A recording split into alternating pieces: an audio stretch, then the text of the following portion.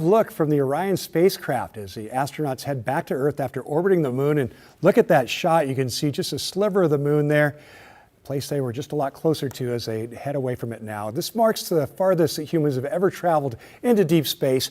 They circled around the far side of the moon yesterday and took some high-definition photos of the dark side of the moon.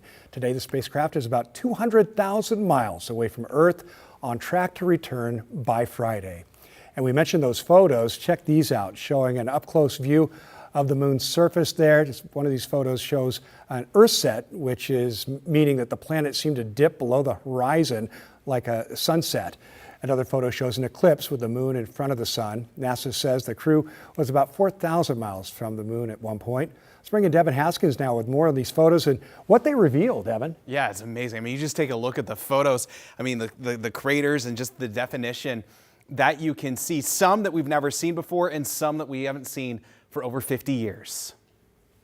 There's a nice crater right at the South Pole. On a lap around the moon, Artemis II astronauts sending back these photos of the moon's surface. The Artemis astronauts saw 4 lunar impacts on the far side of the moon while they were there. We haven't recorded that before. During the 7-hour flyby, astronauts had a list of pre-selected targets to take photos of. There are so many things that we haven't seen with human eyes for an incredibly long time, that when the Apollo astronauts went, they didn't know to look for them. Oregon theoretical astrophysicist Ethan Siegel reflects on the long-awaited return to the moon. It's not just that they're seeing the moon, it's that they're also discovering the Earth from a perspective that no one has seen in 54 years. Among the historic firsts, the crew discovered and named 2 new craters, naming one after Commander Wiseman's late wife, who died of cancer in 2020. Her name was Carol. That's supposed to read the mother of Katie and Ellie. The lunar flyby is the farthest any human has ever traveled in outer space, even farther than the Apollo missions, even experiencing a total solar eclipse for almost an hour. We just went sci-fi. This has, it just looks unreal. Afterwards, the crew heard from President Trump, congratulating them on making history. Very special hello to Artemis II.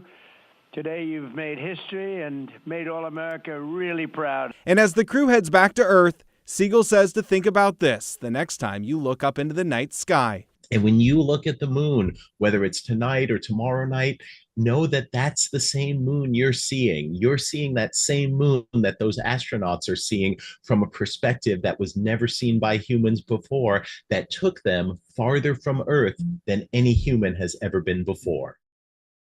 Just amazing to see those photos. The mission isn't complete yet until they safely re-enter the Earth's atmosphere and land, and that's expected to happen sometime around 5 p.m. on Friday, our time. Tim? Amazing, stunning images. Oh, thanks, Devin.